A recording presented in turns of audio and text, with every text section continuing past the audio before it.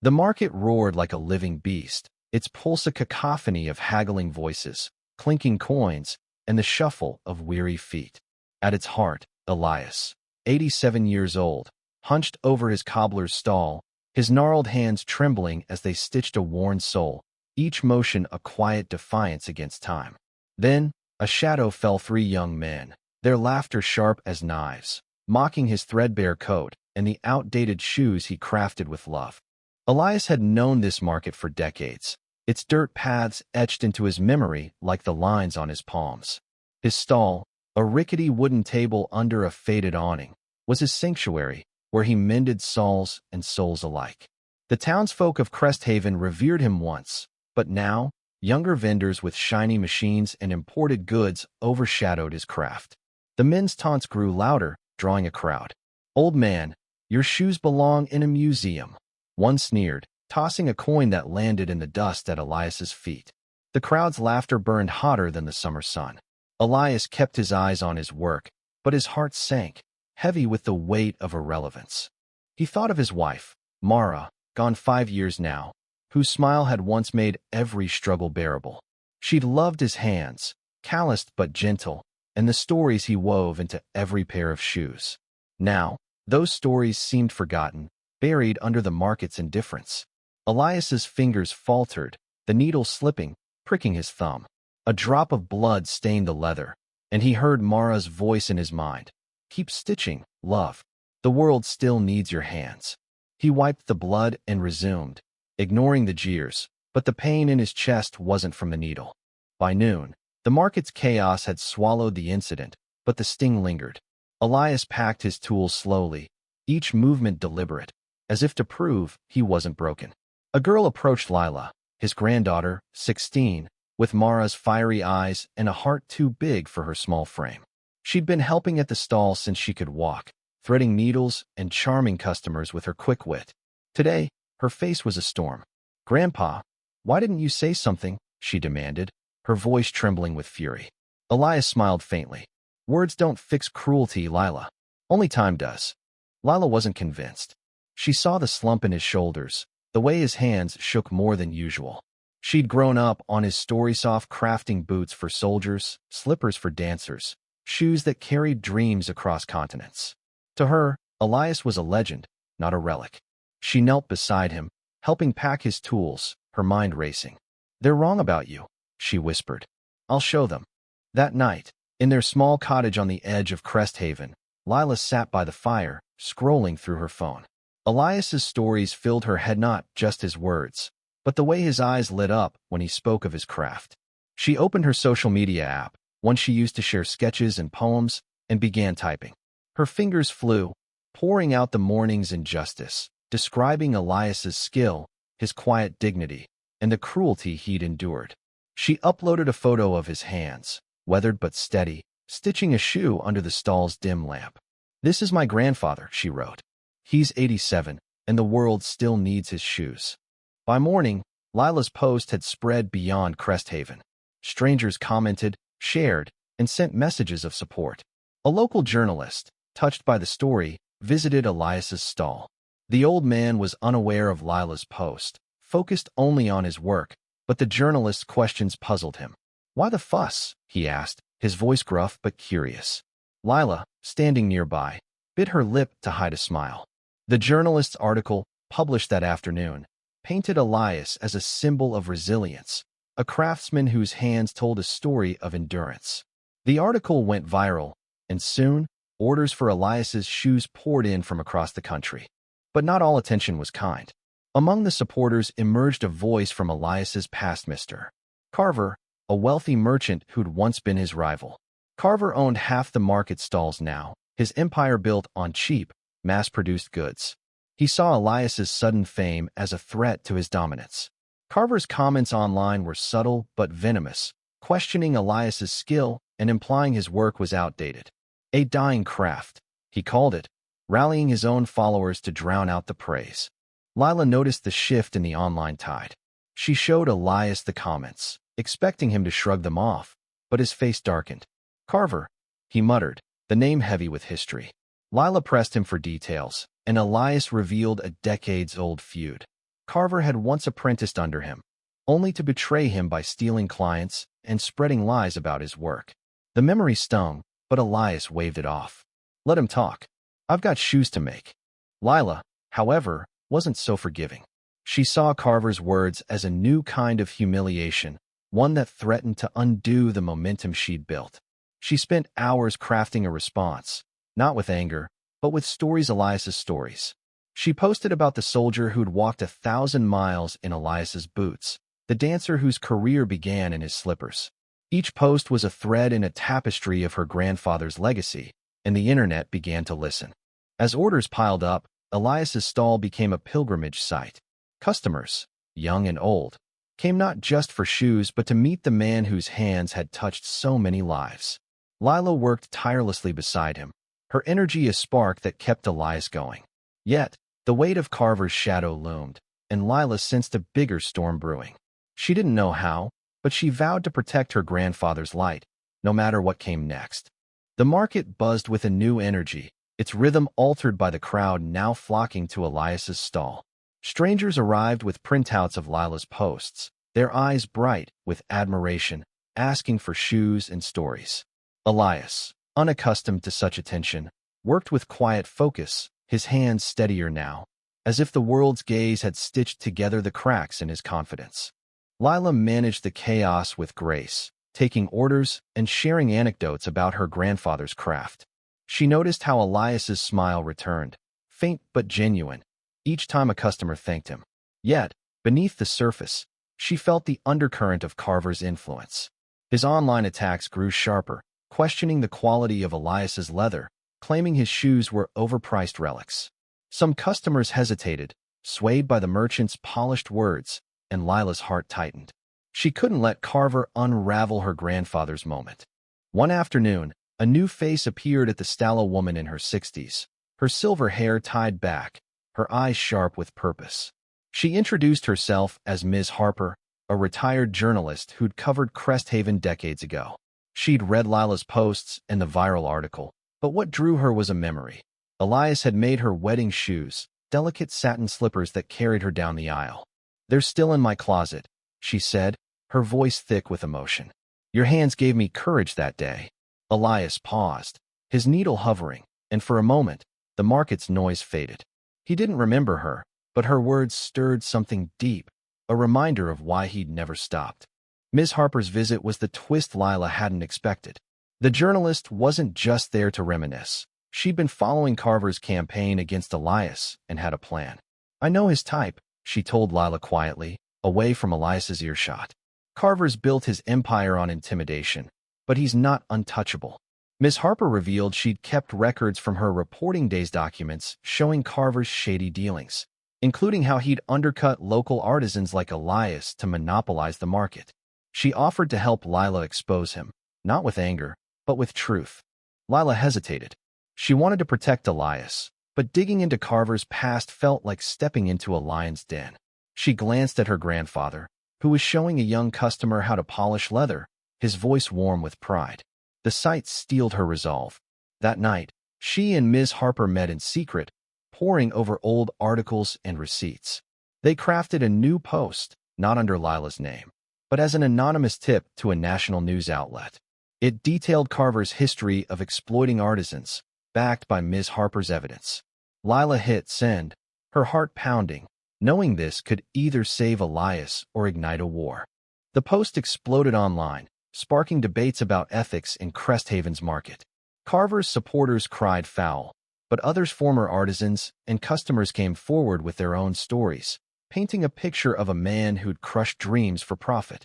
Elias, unaware of Lila's role, noticed the shift in the market's mood. Customers now spoke of him as a symbol of resistance, their orders a quiet rebellion against Carver's empire. But Carver wasn't silent. He appeared at the market one morning, his tailored suit a stark contrast to Elias's worn apron. "You think you're a hero now, old man?" he sneered, loud enough for the crowd to hear. Elias met his gaze, unflinching. "I just make shoes, Carver." "What do you make?" The crowd murmured, some cheering, but Lila saw the danger in Carver's eyes. He wasn't done fighting. Lila's posts kept gaining traction, each one a thread pulling at Carver's carefully woven image. She shared photos of Elias's work boots with intricate stitching, sandals soft as a whisper alongside stories of the people who wore them. The internet became a chorus of voices, each one amplifying Elias's legacy. Yet, Lila felt the weight of her secret campaign with Ms. Harper. If Carver traced it back to her, the consequences could hurt more than just her grandfather's pride. As the market closed one evening, Elias pulled Lila aside. "You've done something big, haven't you?" he asked, his eyes searching hers. Lila froze, unsure how much he knew. He smiled, softer than ever. "I'm proud of you, Lila. But be careful.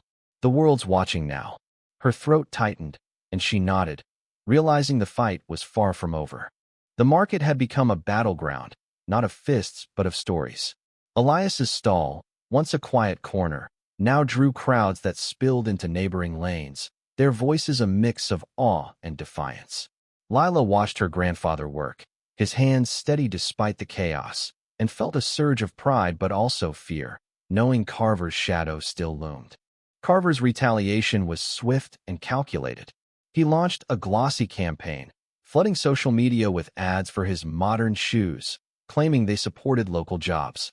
His posts subtly mocked Elias, calling handcrafted shoes a charming but outdated luxury. Some customers wavered, drawn to Carver's sleek designs and lower prices. Lila's heart sank as she overheard a young couple at the stall, debating whether Elias's shoes were worth it. She wanted to scream that every stitch held a lifetime of skill, but she held back, knowing anger wouldn't win this fight. Then came an unexpected ally. A young man named Theo, barely 20, arrived at the stall with a camera and a shy smile. He was a film student, inspired by Lila's posts to create a short documentary about Elias. "Your grandfather's hands tell a story," he said, his eyes bright with conviction. "I want the world to see it." Lila was skeptical, another stranger promising fame, but Theo's sincerity disarmed her.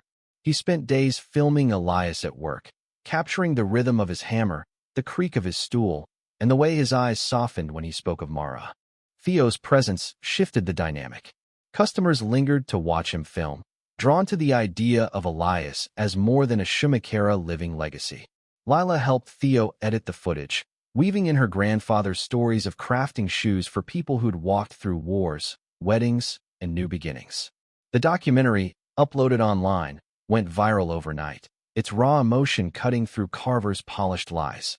Viewers left comments about their own grandparents, their own forgotten crafts, and Elias became a symbol of something larger, the beauty of enduring in a throwaway world. But Carver struck back. He sent a cease and desist letter, claiming Theo's documentary slandered his business. The threat rattled Theo, who couldn't afford a legal fight, but Lila refused to let fear win. She and Ms. Harper dug deeper into Carver's past, uncovering a paper trail of unpaid debts to artisans he'd driven out of business. They leaked the evidence to a major news outlet, and the story exploded, painting Carver as a predator of small-town dreams. The market buzzed with whispers of his downfall, and customers began returning to Elias's stall in droves. Elias, however, remained focused on his craft. He didn't read the online battles or watch Theo's documentary. When Lila tried to show him, he waved her off. "Shoes don't need screens," he said, but his smile betrayed a flicker of pride. One evening, as they closed the stall, a woman approached a dancer, now in her 40s, who'd worn Elias's slippers in her youth. She knelt before him, tears in her eyes, and thanked him for giving her the courage to perform. Elias's hands trembled as he handed her a new pair, crafted just for her. Lila watched, her chest tight with emotion, realizing her grandfather's work had always been about more than leather and thread. Carver's empire began to crack.